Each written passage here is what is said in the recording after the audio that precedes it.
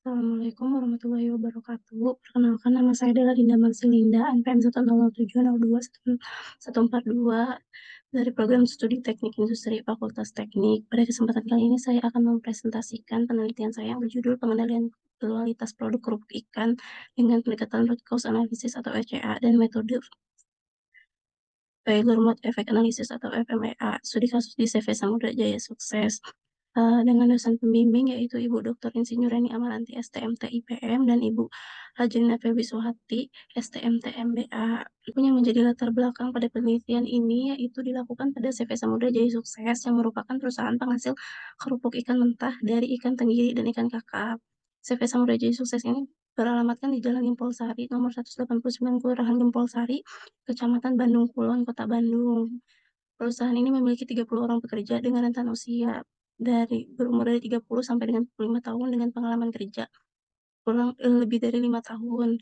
Kemudian perusahaan ini menerapkan 8 jam kerja yaitu dimulai dari jam 7 pagi sampai dengan jam 6 sore dengan waktu istirahat 1 jam yaitu dari jam 12 siang sampai dengan jam 1 siang. Dengan 30 pekerja, perusahaan ini dapat menghasilkan produk per bulannya berkisar antara 15 sampai dengan 40 ton per bulannya.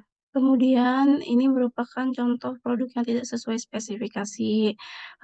Berdasarkan fenomena yang telah dijabarkan, maka dapat rumusan masalah yaitu satu, apa penyebab yang paling dominan kerupuk yang tidak sesuai spesifikasi pada kerupuk ikan di CV Samudra Jaya Sukses, dan yang kedua yaitu bagaimana rekomendasi perbaikan yang dilakukan untuk meminimasi produk yang tidak sesuai spesifikasi pada CV Samudra Jaya Sukses. Kemudian tujuan dari penelitian ini yaitu satu, mengidentifikasi penyebab dominan kerupuk yang tidak sesuai spesifikasi pada CV Samudra Jaya Sukses, dan yang kedua memberikan rekomendasi perbaikan untuk meminimasi kerupuk yang tidak sesuai spesifikasi di CV Samudra Jaya Sukses. Adapun batasan masalah dari penelitian ini yaitu satu, periode pengambilan data jumlah produksi dan produk yang dilakukan pada periode bulan Januari sampai dengan Juni 2023. Kemudian yang kedua yaitu penelitian ini fokus pada pengendalian kualitas dan rekomendasi perbaikan tanpa mempertimbangkan aspek biaya. Kemudian tinjauan pustaka pada penelitian ini dibagi menjadi 4 garis besar. Yang pertama kualitas, yang menurut Juran dan Godepex itu adalah kesesuaian untuk digunakan. Kemudian yang kedua itu Statistical Control Process atau SPC. Menurut Dorothy yang dikutip oleh Bahtiar dan kawan-kawan, pengendalian kualitas statistik adalah teknik yang digunakan untuk mengendalikan dan mengelola proses baik manufaktur maupun jasa melalui statistik. Kemudian yang ketiga root cause analysis yang merupakan proses untuk memecahkan masalah guna melakukan investigasi ke dalam suatu masalah. Kemudian failure mode effect analysis yaitu suatu alat kualitatif yang dapat mendukung strategi-strategi mutu proaktif. Nah, ini merupakan tools pengendalian kualitas. Terdapat 7 tools. Kemudian di sini ada tahapan dari RCA itu sendiri, terdapat dari 5 tahapan. Kemudian ada metode Failure Mode Effect Analysis atau FMEA, terdiri dari 4 tahapan. Yang pertama yaitu menentukan tingkat keseriusan akibat kegagalan atau severity. Yang kedua menentukan tingkat kemungkinan terjadinya kegagalan atau occurrence. Yang ketiga menentukan tingkat kemungkinan deteksi kegagalan atau detection. Yang terakhir yaitu menghitung nilai risk priority number. Kemudian di sini terdapat tabel dari proses FMEA, kemudian metode penelitian atau rangkaian dari awal penelitian hingga akhir penelitian.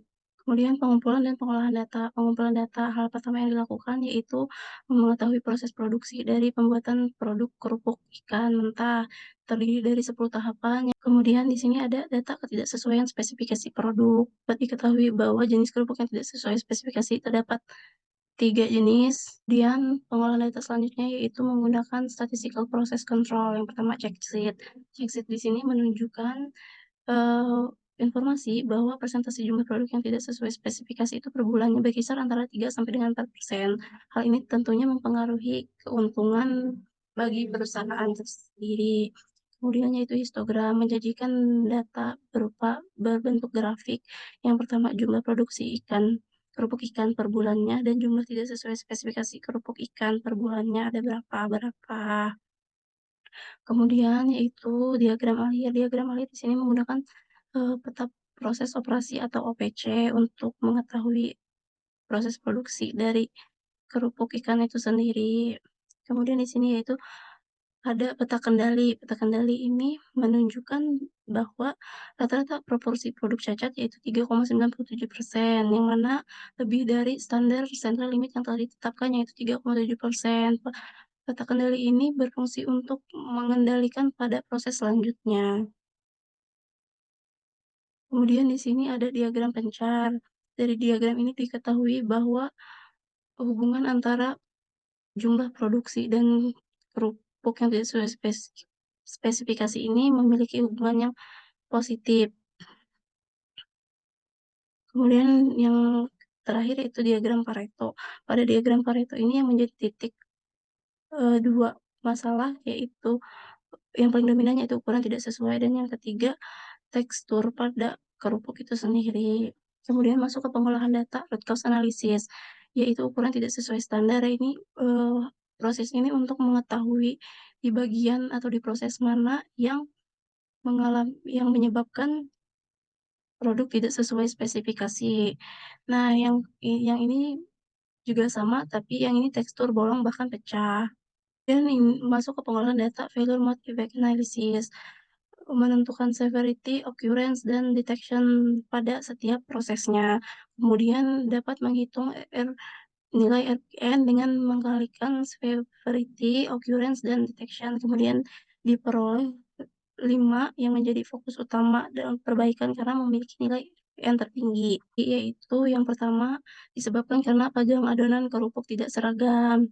Kemudian yang kedua operator tidak memperhatikan komposisi bahan dan yang ketiga adonan mengalami shrinkage atau penyusutan. Kemudian yang keempat tidak adanya SOP dan yang kelima yaitu tidak adanya Pokayoke atau alat bantu. Berdasarkan hal ini untuk meminimasi hal tersebut akan terjadi atau terulang kembali, maka perlu dilakukan rekomendasi perbaikan berupa pembuatan standar operating procedure atau SOP. Rekomendasi standar operating procedure tersebut akan dilakukan pada proses pencetakan adonan. Kesimpulan pada penelitian kali ini yaitu terdapat ketidaksesuaian spesifikasi produk kerupuk yang dialami oleh CV Samudra Jaya Sukses, yaitu kerupuk warna kuning, tekstur bolong bahkan pecah, dan ukuran tidak sesuai spesifikasi. Dari ketiga jenis ketidaksesuaian spesifikasi produk tersebut, ukuran yang tidak sesuai spesifikasi dan tekstur bolong bahkan pecah merupakan dua permasalahan yang menjadi prioritas utama untuk dilakukan perbaikan. Adapun 5 prioritas masalah yang menjadi prioritas tersebut yaitu panjang adonan kerupuk tidak seragam, tidak adanya pokayoke, operator tidak memperhatikan komposisi bahan, adonan mengalami shrinkage atau penyusutan, serta tidak adanya standar operating prosedur yang diterapkan. Rekomendasi perbaikan berdasarkan action plan yang telah dibuat yaitu dengan merancang standar operating prosedur pada proses pencetakan adonan. Sekian presentasi dari saya. Lebih dan kurangnya saya mohon maaf. Kepada Allah saya mohon ampun. Wabillahi taufiq wal hidayah. Wassalamualaikum warahmatullahi wabarakatuh.